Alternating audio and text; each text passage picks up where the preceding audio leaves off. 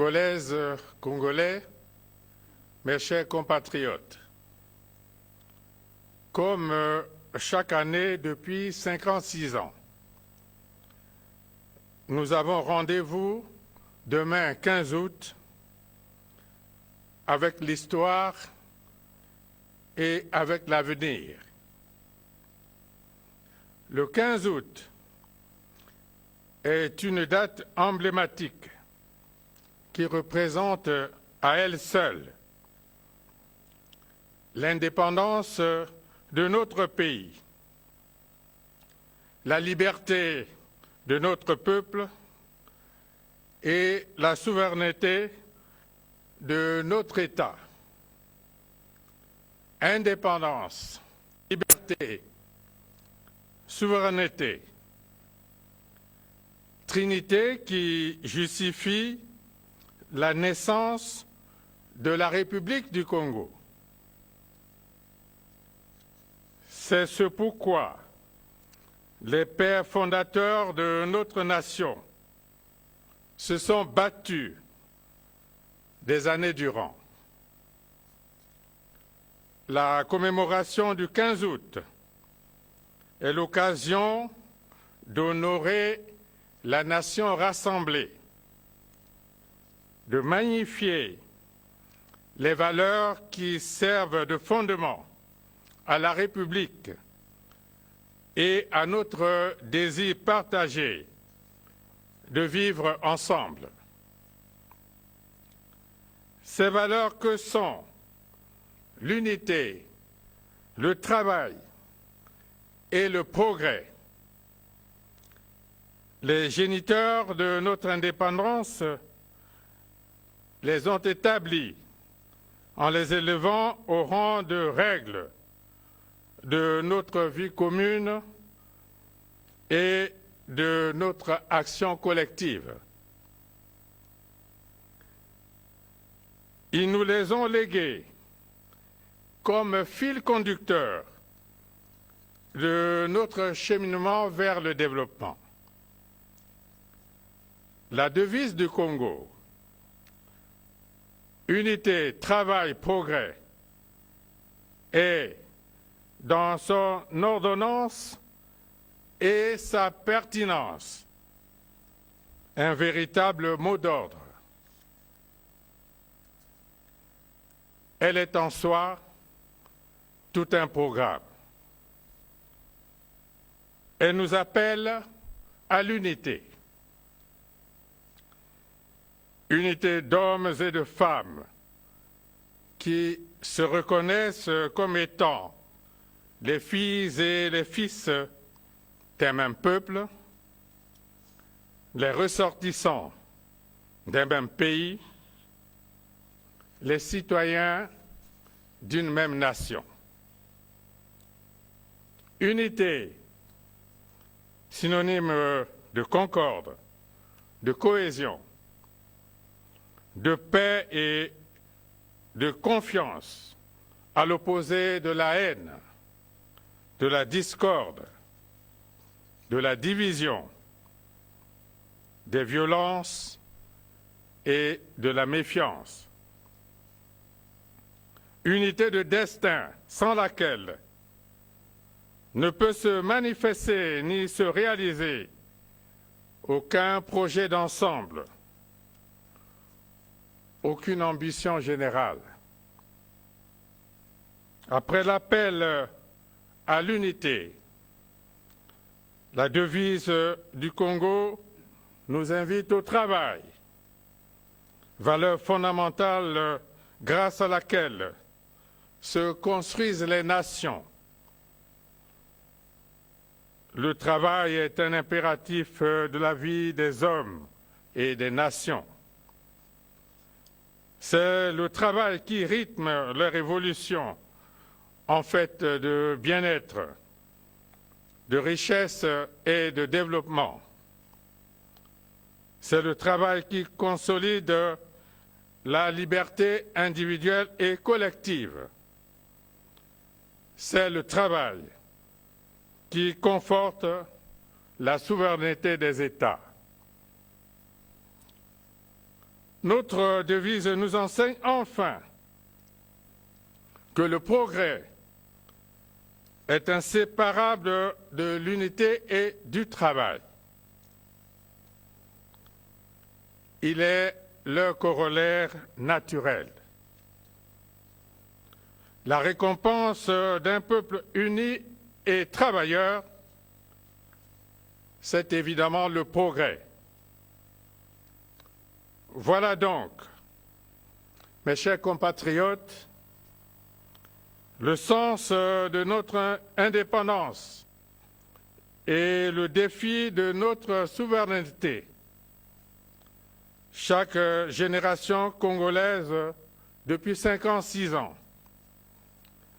œuvre avec ses moyens et ses possibilités à la réalisation de cette promesse de nos aînés afin de se rendre dignes de leur héritage et de notre indépendance.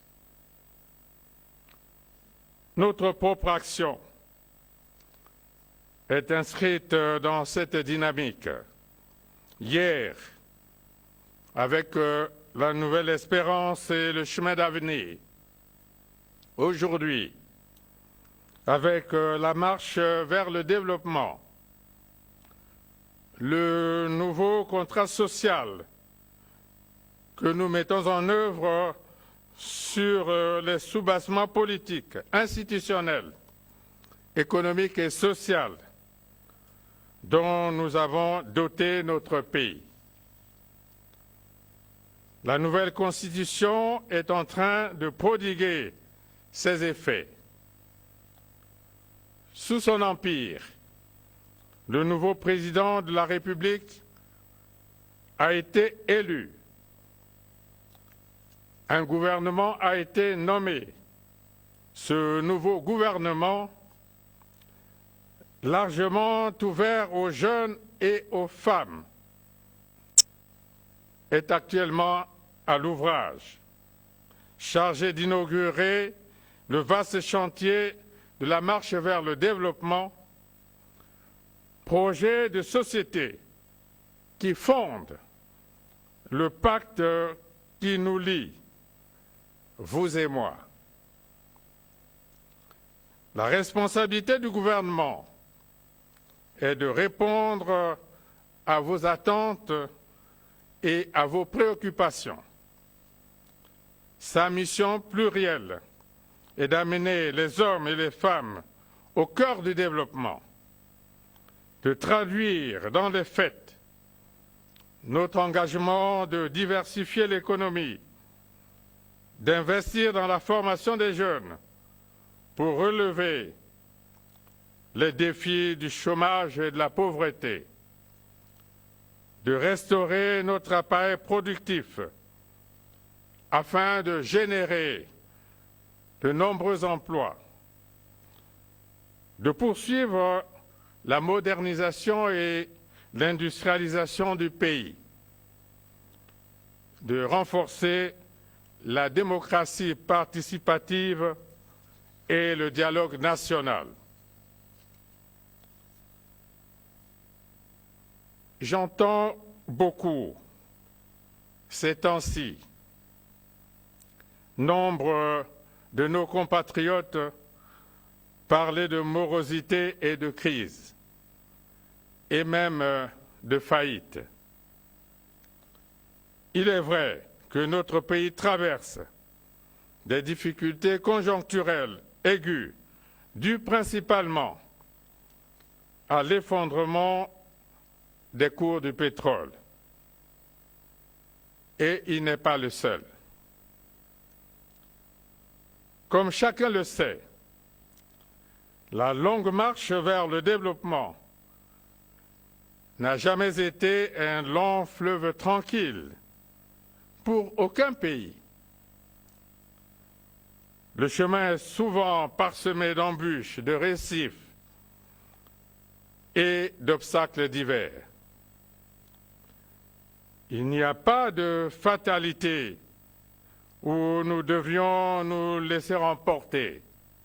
Bien au contraire, les difficultés, aussi aiguës soient-elles, ne doivent en aucun cas être la fin de l'espoir, encore moins du progrès.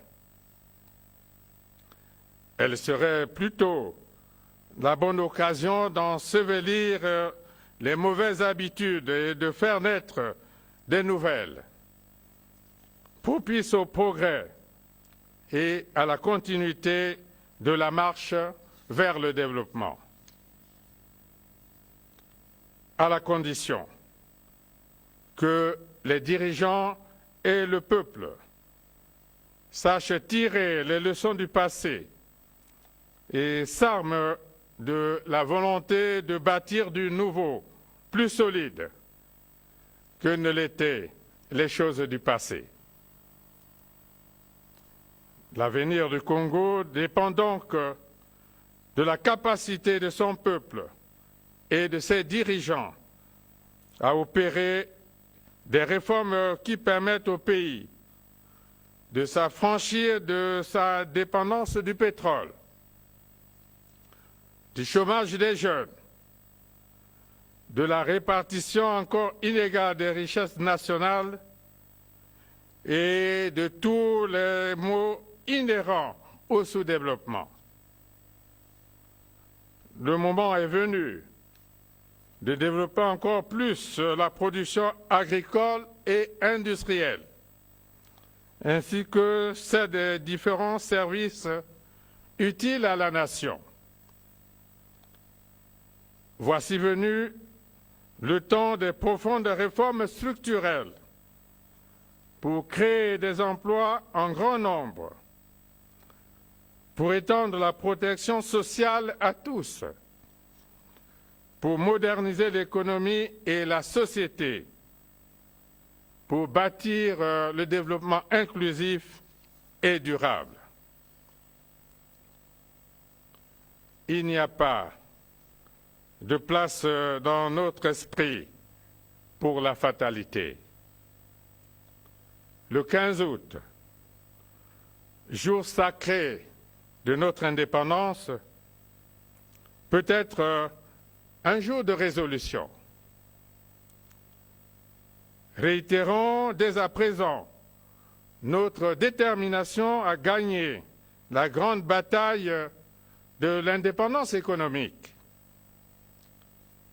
car c'est l'indépendance économique qui va parachever notre indépendance et notre souveraineté. Nous ne serons totalement indépendants. Nous n'exercerons la plénitude de notre souveraineté que si nous produisons l'essentiel de ce que nous consommons, si nous atteignons l'autosuffisance alimentaire, si nous mettons tous les jeunes, ou presque tous, au travail, si nous réduisons profondément les inégalités, si nous facilitons au plus grand nombre l'accès à un logement décent, aux soins de santé, à l'éducation, et si nous couvrons tous les besoins du pays en infrastructures de base. Alors, battons-nous ensemble pour gagner cette bataille majeure, cette bataille vitale. Je veux vous rassurer, la mauvaise passe actuelle sera surmontée, comme nous avons eu à en surmonter des plus importantes par le passé. Les nations fortes sont celles qui transforment les moments de crise en temps d'espérance. L'État est à l'œuvre pour conjurer le mauvais sort. C'est la responsabilité de l'État d'engager sans attendre des réformes hardies de son initiative et dont il doit être le seul maître. Mes chers compatriotes, le 15 août est aussi jour d'allégresse, jour de gloire, où nous proclamons notre fierté d'être Congolais, où nous célébrons notre liberté, où nous renouvelons le pacte de notre unité et ravivons la flamme de la concorde nationale afin que jamais la promesse de nos aînés ne sombre dans les ténèbres. Honorons la fête de la liberté, la fête nationale dans la joie d'aujourd'hui, l'espérance de demain et l'effort de tout le temps qui doit faire de nous les bâtisseurs de notre destin. Ainsi vivra toujours et à jamais notre chère patrie dans l'unité, le travail et le progrès. Vive l'indépendance nationale, vive la République, bonne et heureuse fête à tous.